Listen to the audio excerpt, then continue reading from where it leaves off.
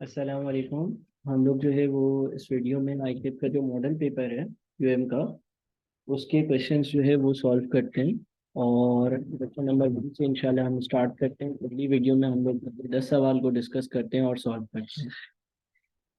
तो हम अगर पहले सवाल की बात करते हैं तो इसमें हमारे पास जो है वो एक इक्वेशन दिया हुआ है और बोलते हैं which of the following represent the roots of the above equation. Roots of the above equation यानी कि एक्स की क्या वैल्यूज हैं। अच्छा जी, अब हमारे पास जो अंडर रूट के नीचे टर्म दी हुई है ना, उसमें सबसे पहले एक्स की पावर 4 है, फिर एक्स की पावर 2 है और फिर एक्स नहीं है। अच्छा, इसको ज़रा अगर क्वाड्रेटिक जो हमारा इक्वेशन का चैप्टर है उससे लिंक करें तो उसमें होता था a x square plus b x plus is equals to 0, इस तरह की टर्म होती थी। अब यहाँ पर मसला ये है कि एक्स की जो पावर है ना वो 4 तक जा रही है।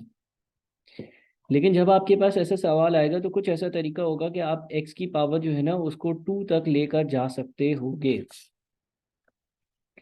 या कोई ऐसी एडजस्टमेंट होगी जो आप पास कर सकते होगे जिससे इसको सिंप्लीफाई किया जा सके। दूसरी बात यह है कि इस पूरी इक्वेशन के ऊपर जो है ना एक स्क्वायर रूट आ रहा है, और स्क्वायर रूट अगर आ रहा है तो अगर उसके नीचे अगर कोई स्क्वायर की टर्म हो ना तो वो उसको कैंसल आउट करती है। अब हम क्या कर सकते हैं? देखिए, हमारे पास जो एक्स पावर 4 है, जो हमारे पास एक्स पावर 4 है, ध्यान से ज़रा सुनिएगा। क्या उसको किसी तरह से मैं एक्स की पावर 2 में लेकर जा सकता हूँ या नहीं? यानी कि मैं ये कह देता हूँ बिलफर्ज कि लेट से हम जो है वो अपनी जो पहली टर्म है जो कि एक्स पावर 4 है, उसको हम लिख देते हैं एक्स की पावर 2, और इस पूरे की पावर 2। देखिए, पावर का रूल होता है कि अगर आपके पास जो है वो एक्स की पावर ए और उस पूरे की पावर बी है तो ये एक्स की पावर ए इंटू बी लिखा जा सकता है। इसी तरह से अगर एक्स पावर 4 है तो उसको आप एक्स पावर टू लिख सकते हो, क्योंकि जब आप एक्स की पावर टू लिखोगे तो उसका मतलब एक्स पावर 4 ही होगा। ठीक है जी। अच्छा, फिर आगे मैं वही चीज़ लिख देता हूँ, -18 एक्स स्क्वायर प्लस 81, अच्छा ये पूरा अंडर रूट में, इज इक्वल्स टू 0। अब ज़रा गौर से समझिएगा इस बात को कि जहाँ पर मेरे पास एक्स लिखा हुआ होता था वहाँ पर मैंने इन चेंजेस के बाद एक्स स्क्वायर कर दिया। यानी कि जो पहली टर्म होती थी क्वाड्रेटिक इक्वेशन में होती थी ए एक्स स्क्वायर, तो मैंने उसको ए एक्स स्क्वायर का स्क्वायर कर दिया, यानी कि जो एक्स है उसको एक्स पावर 2 दिखा दिया। इसी तरह से यहाँ पर जो एक्स होता था वो यहाँ का एक्स पावर 2 हो गया। आप समझ रहे हैं? जनरल इक्वेशन में जो एक्स होता था ना, उन उन जगह पर मैंने एक्स पावर 2 कर दिया। इफेक्टिवली ओरिजिनली तो वो एक्स पावर 4 था, लेकिन उसको मैंने एक्स पावर 2 की पावर 2 कर दिया। और जनरल इक्वेशन में जहां जहां एक्स था वहां पर मैंने इस इक्वेशन में एक्स पावर 2 डाल दी। अब मैं अपने जो क्वाड्रेटिक इक्वेशन के रूल्स थे मिड टर्म ब्रेकिंग वगैरह के वो अप्लाई करता हूँ। अगर मैं मिड टर्म को ब्रेक करूँ तो मैं 81 और 1 जो रूल बनते थे उस हिसाब से हमें जो है वो 18 को ब्रेक करना ना। 9 इंटू 9 क्या बनता है? 9 इंटू 9 81 बनता है। अच्छा, ये चैप्टर नंबर 2 से पर्टेन करता है, तो चैप्टर नंबर 2 जो है ना वो आपको आना चाहिए। अब आप क्या कर सकते हैं, एक्स पावर 2 की पावर 2, ये जो बीच का -18 एक्स स्क्वायर है इसको आप -9 एक्स स्क्वायर लिख सकते हो प्लस 81। ऐसा करने से क्या हुआ, अगर -9 x square -9 x square add up होगा तो वही -18 एक्स स्क्वायर बन जाएगा। और -9 और -9 जब मल्टीप्लाई होगा तो प्लस का 81 बन जाएगा। A इंटू सी से जो आंसर आना चाहिए वही बीच वाली दो टर्म्स का मल्टीपल आना चाहिए, है ना। अच्छा जी, अब हम क्या क्या कॉमन ले सकते हैं। हमारे पास अगेन ये अंडर रूट है, और इन दो टर्म्स में से हम जो है वो x⁻² अगर कॉमन ले लेते हैं तो हमारे पास एक x⁻² -9 बच जाएगा। दूसरी दो टर्म्स में से -9 कॉमन ले लेते हैं तो x⁻² -9 बन जाएगा। फिर ये क्या बन जाएगा, फिर जनाब ये बन जाएगा x⁻² -9 और एक और x⁻² -9 इज इक्वल्स टू 0। फिर ये क्या बन जाएगा, x⁻² -9 का होल स्क्वायर, क्योंकि दो टर्म्स ऐसी ही हैं, एक ही जैसी हैं, अंडर रूट में इज इक्वल्स टू 0। अब ये दोनों आपस में कैंसिल हो जाएंगे तो x⁻² -9 is equals to 0, x square is equals to 9 और x इज इक्वल्स टू +-3। तो फाइनली मेरा जो आंसर होगा वो x इज इक्वल्स टू +-3 आ रहा होगा। ठीक है जी। अच्छा जी, सेकंड सवाल, which two of the following are not quadratic equations. Quadratic equations में जो x की पावर होती है वो 2 तक जाती है, तो पहला वाला तो नहीं है। दूसरे वाले में बिल्कुल x की पावर 2 तक जा रही है, यानी कि आपकी जो क्वाड्रेटिक इक्वेशन की जनरल फॉर्म है वो क्या है, ax² plus bx plus c। तो देखिए ना, यहाँ पर a x², ये है bx, और ये c उल्टे हाथ पर आ जाएगा तो -15, तो ये है क्वाड्रेटिक। अच्छा, उसके बाद फिर आखिरी वाला भी क्वाड्रेटिक है, दूसरा वाला नहीं है और पहला वाला नहीं है। क्यों, क्योंकि दूसरे वाले में भी तीसरे वाले में भी, सॉरी, दूसरा और चौथा क्वाड्रेटिक है, x की पावर 2 तक जा रही है, और पहले और तीसरे में x की पावर जो है वो 1 तक जा रही है, तो वो दोनों नहीं होंगे। बड़ी आसान आइडेंटिफिकेशन होती है क्वाड्रेटिक इक्वेशंस की। अगला सवाल, अ 2 डिजिट नंबर, एक 2 डिजिट्स का नंबर है, जिस तरह से 53, 47, 35, 28। A 2 digit number is equal to 7 times the sum of its digits। एक 2 डिजिट नंबर है, ठीक है। 2 डिजिट नंबर मिसाल के तौर पे 28 है, मिसाल के तौर पे 32 है, मिसाल के तौर पे 57 है, ये 2 डिजिट नंबर है। A 2 digit number is equal to 7 times the sum of its digits। Let say 2 digit number है, x और y से वो रिप्रेजेंट हुआ है। जिस तरह से ये 28 है ना, एक डिजिट है 2, दूसरा डिजिट है 8, ये 32 है, एक डिजिट है 3, दूसरा डिजिट है 2। इसी तरह से एक नंबर है xy, जिसमें एक डिजिट है x और दूसरा डिजिट है y। और 2 digit number is equal to, एक 2 डिजिट नंबर इक्वल टू है या बराबर है 7 times the sum of its digits. उसके डिजिट्स को जब ऐड कर कर 7 से मल्टीप्लाई किया जाए तो वो 2 डिजिट नंबर आ जाता है। And 21 times equal to the difference of its digits if x y represents the required number. अच्छा, इसने बता भी दिया हमें जो नंबर है, उसने एज्यूम किया हुआ x y. Solving which of the following simultaneous equations could lead to that number. अब देखिए, हमें इक्वेशन बनानी है, यही मेन काम है। हमें उस इक्वेशन को सॉल्व नहीं करना, बल्कि वो इक्वेशन बनानी है। तो इफेक्टिवली ये सवाल अंग्रेजी से मैथ्स की ट्रांसलेशन का, उससे बोला है कि सबसे पहली condition, a 2 digit number is equal to. एक 2 डिजिट नंबर ऐसा है कि वो बराबर है, इक्वल है। A 2 digit number is equal to, किसके बराबर है ये 2 डिजिट नंबर, 7 टाइम्स। 7 टाइम्स यानी कि 7 से मल्टीप्लाई करना है किसी चीज को, 7 टाइम्स किसको 7 से मल्टीप्लाई करना है, 7 times the sum of its digits. इसके जो डिजिट्स है ना, इसके जो डिजिट्स हैं, एक डिजिट है x, दूसरा डिजिट है y, इनका जब सम कर कर 7 से मल्टीप्लाई करोगे तो वो 2 डिजिट नंबर आ जाएगा। और 2 digit number xy is equal to बराबर है किसके, 7 times 7 multiplied by 7 times the sum of its digits, इसके डिजिट्स का सम कर कर 7 से मल्टीप्लाई करोगे तो वो 2 डिजिट नंबर आ जाएगा। ठीक है ना। और इसकी जो हमारे पास 2 डिजिट्स हैं वो एक्स और वाई हैं, यानी कि एक्स और वाई को ऐड किया और 7 से मल्टीप्लाई किया तो वो नंबर आ गया। तो ये इक्वेशन मेरे पास एक बन रही है। अब दी गई इक्वेशन जो है वो कुछ इस तरह से कि उसने एक्सपेंशन की हुई है 7x plus 7y is equals to xy। ठीक है ना।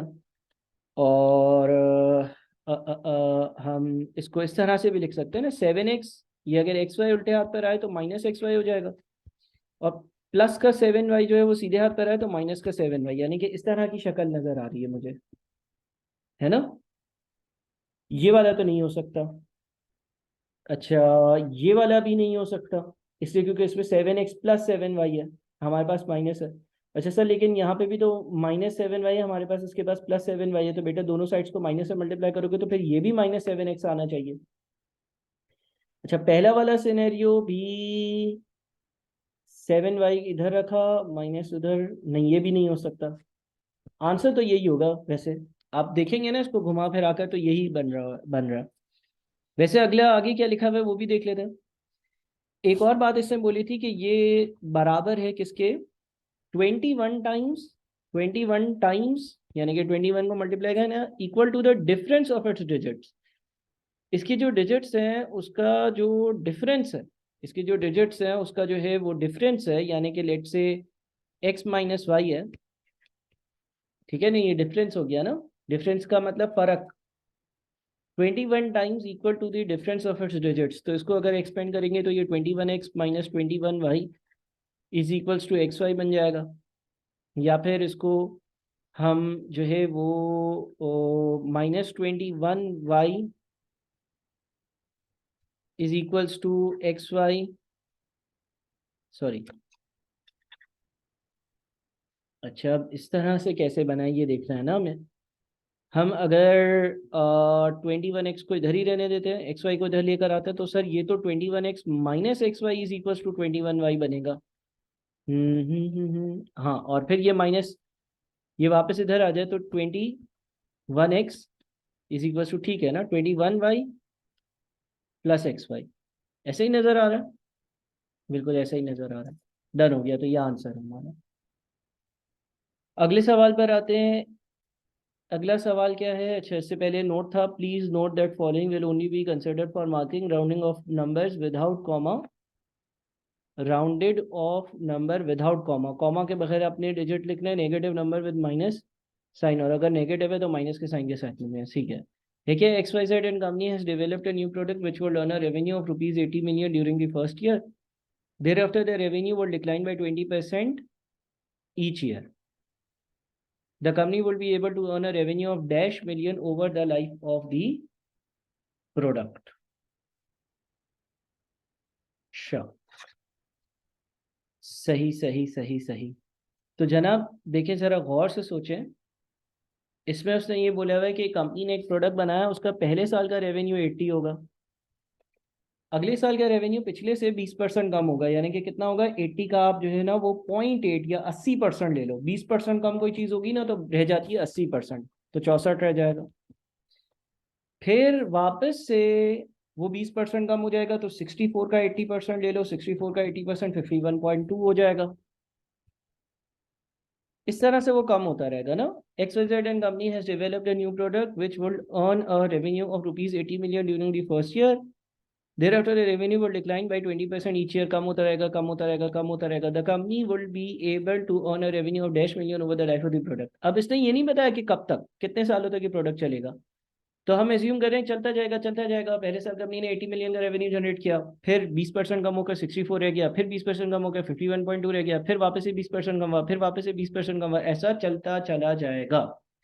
अब ये अगर आप गौर से देखेंगे ना तो आपकी सम टू इन्फिनिटी वाली, यानी कि S is equal to A divided by 1 minus R वाली ज्योमेट्रिक प्रोग्रेशन बन रही है, क्योंकि ये चलती चली जा रही है। दूसरा, अगर आप second term divided by first term करते हो तो वो जो है वो third term divided by second term के बराबर ही आएगा, क्योंकि 80% कम हो रहा है ना हर बार, यानी कि R जो है वो 0.8 है। तो इसका मतलब पहली टर्म 80 है, डिवाइडेड बाई 1 माइनस 0.8। ठीक है जी, 80 डिवाइडेड बाई 1 माइनस 0.8 यानी कि 0.2, तो ये 400 मिलियन हमारा आंसर होगा। ठीक है, नंबर ऑफ ईयर्स पर कोई लिमिटेशन नहीं है ना, यानी कि वैल्यू जो है वो हर साल कम हुए चली जा रही है, हुए चली जा रही है, हुए चली जा रही है। अच्छा जी, अगला क्या है? A company makes and sells two products X and Y. The contribution per unit is rupees 250 for product X and 375 for product Y. Due to various constraints, the company cannot make more than 750 units of X and 500 units of Y in a month. If X represents the number of product X and Y represents the number of product Y and C represents contribution, then the relationship which represents maximum contribution would be C is equals to 250X plus 375Y. बड़ा ही आसान सवाल है। Linear programming के chapter में हमने ढेर सारे ऐसे ऑब्जेक्टिव फंक्शन बनाने के सवाल करे हैं और बिल्कुल ऐसा ही है, तो ट्रू ही होगा आंसर। इसमें तो मेरे ख्याल में कोई डिस्कशन करना बनता भी नहीं है, सीधा सीधा जो है वो आपको हाथ में आंसर दिया हुआ है। ठीक है ना, कोई इसमें दो बातें हैं ही नहीं, यानी कि इसमें कोई डिस्कशन का पॉइंट ही नहीं बनता अगर किसी ने लीनियर प्रोग्रामिंग का वर्क किया हुआ है। 250 into x plus 375 into y ऐसे ही करते थे ना भाई, खत्म हो गई बात। अगला सवाल, a company makes and sells two products X and Y. The related information is as follows: contribution per unit है, maximum sales demand per month है, direct labor hours per unit है, machine hours per unit है, a total of 10,000 direct labor hours and 22,000 machine hours are available per month. The objective function and set of constraints that represent the above information will be. बहुत सारे हमने ऐसे सवाल किए। Objective function हो जाएगा z is equals to 450x plus 375y। ये तो बड़ी जाहिर सी बात है क्योंकि कंट्रीब्यूशन का आप फंक्शन ऐसे ही बनाते थे। तो ऑब्जेक्टिव फंक्शन के हिसाब से तो पहला ही ऑप्शन सही लग रहा है, इसमें ऑप्शंस का कुछ मसला है। And set of constraints that represents the above situation would be. देखिए, अब कंस्ट्रेंट्स अगर हम सारे बनाते हैं ना, तो हम क्या करते थे, maximum sales demand per month x की जो है वो 2800 यूनिट्स है, तो एक तो हो जाएगा एक्स इज लेस देन और इज इक्वल्स टू 2800। मैं उन लोगों से बात कर रहा हूँ जिन्होंने लीनियर प्रोग्रामिंग के लेक्चर देखे हुए, जिन्होंने नहीं देखे उनका तो अल्लाह ही हाफिज है ना। Maximum sales demand per month for y जो है वो 1200 है, तो वाई जो है वो 1200 या 1200 से कम होगा, उससे ज़्यादा नहीं हो सकता। टोटल डायरेक्ट लेबर आवर जो है वो 10,000 है, तो डायरेक्ट लेबर आवर एक्स के एक यूनिट पे जितने लगते हैं मल्टीप्लाइड बाई एक्स के यूनिट्स प्लस वाई पे जितने लगते हैं मल्टीप्लाइड बाई वाई के यूनिट्स, ये लेस देन और इज इक्वल्स टू 10,000 होगा। 10,000 या 10,000 से कम होगा, उससे ज़्यादा नहीं हो सकता।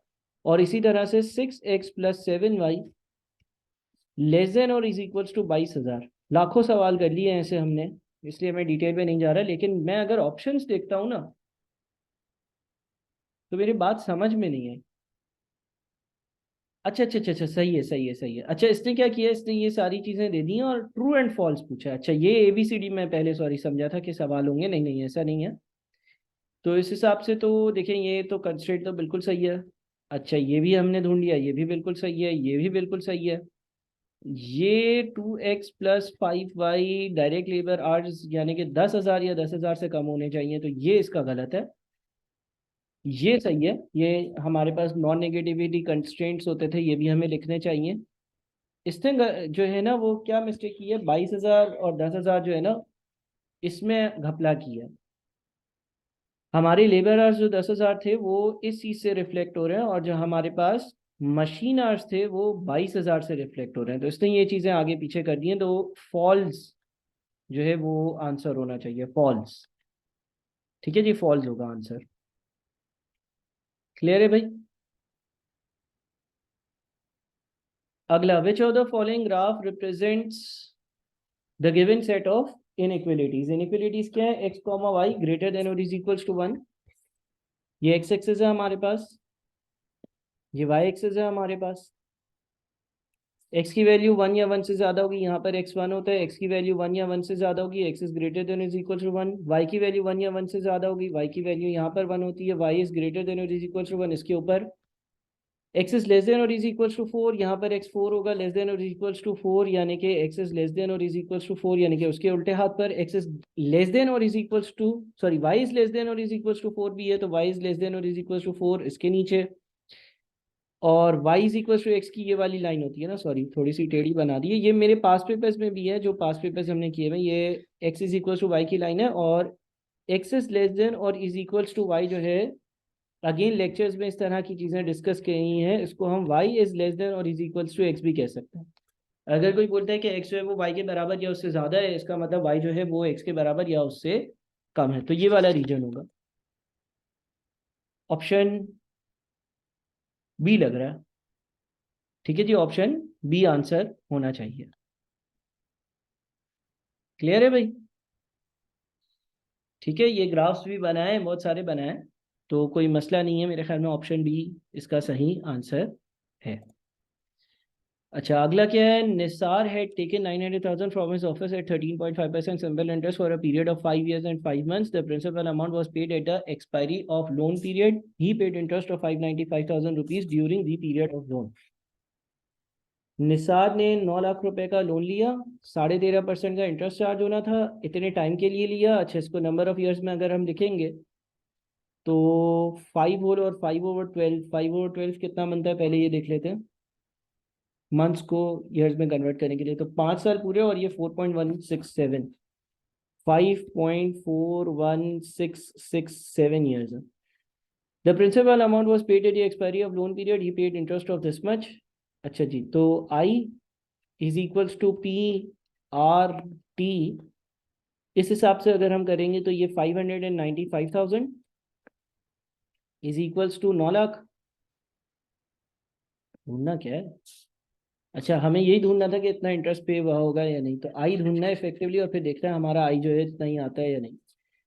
9 लाख इंटू 13.5% इंटू 5.4167, देख लेते हैं, मल्टीप्लाई करना है ना इन सबको, 658,125 बनता है मेरे ख्याल से। ठीक है, तो इसका मतलब ये हो गया कि ये फॉल्स होगा, क्योंकि अगर आप कैलकुलेट करते हो ना तो ये अमाउंट बन रहा है 658,125, तो फॉल्स होगा। अगला, if the discount rate is 9%, the present value of x received at the end of each year for a period of 4 years is equals to, यानी कि आज ईयर 0, या नंबर 1, या नंबर 2, या नंबर 3 और या नंबर 4, हमें प्रेजेंट वैल्यू ढूंढनी है अगर हर साल के आखिर में हमें एक्स मिले, तो using P is equals to R multiplied by 1 - 1 plus I की power minus N upon I, ये हो जाएगा हमारे पास x मल्टीप्लाइड बाई 1 - 1 प्लस 9%। अच्छा, इसकी जो पावर होगी वो आ जाएगी 4, है ना, -4 डिवाइडेड बाई 9%। ठीक है जी, तो ये 1.09 की power -4, 1 minus answer divided by 0.09, ये बन रहा है 3.24x, 3.24x बनता है, 3.24x। ठीक है जी, हमें प्रेजेंट वैल्यू ढूंढनी थी ना, हमें डिस्काउंटिंग करनी थी, 3.24x बनता। अच्छा, अगला है, if the rate of interest is 9% compounded monthly, the value of perpetuity of 3000 per month. R over i formula होता है, तो 3000 अपॉन 9% ओवर 12, क्योंकि कंपाउंडेड मंथली है तो इंटरेस्ट की परसेंटेज जो है वो 12 से डिवाइड होती है, तो ये बन जाता है हमारा 4 लाख, 4 लाख रुपए। ठीक है जनाब। अच्छा, तो यहाँ पर हमने जो पहले 10 सवाल थे मॉडल पेपर के वो किए, मजीद सवाल भी करते हैं और अगली वीडियो में मजीद सवाल लेते हैं। Thank you.